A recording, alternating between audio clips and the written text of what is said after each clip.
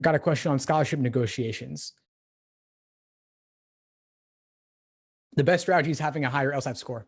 The best negotiating position is one where you have high numbers. So a high GPA, a high LSAT, you have those, you apply to lots of law schools, maybe 10, maybe 12.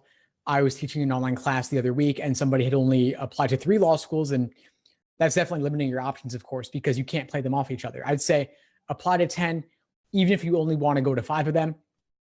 The offers from the 5 that you don't want to go to, you can take those five and shop them around back to the law schools you do want to go to. So to put it more concretely, let's say that you want to go to NYU and you don't want to go to, let's say, St. John's. I'm talking about New York schools because I'm in New York.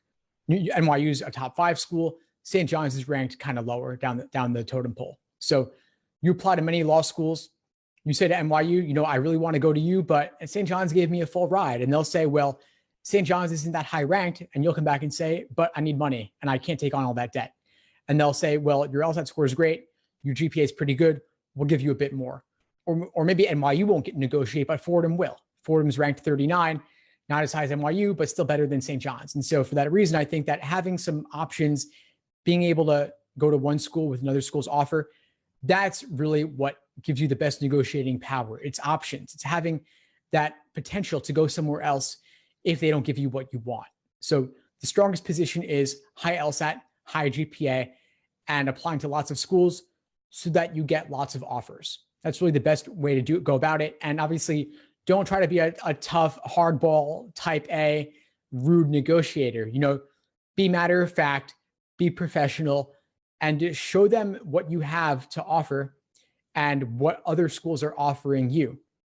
And obviously being willing to wait as well. There's that concept in negotiation of BATNA, which is BATNA, best alternative to a negotiated agreement. And so what can you do? If they won't give you the money, could you go somewhere else? Could you wait a year? Could you choose not to go to law school at all?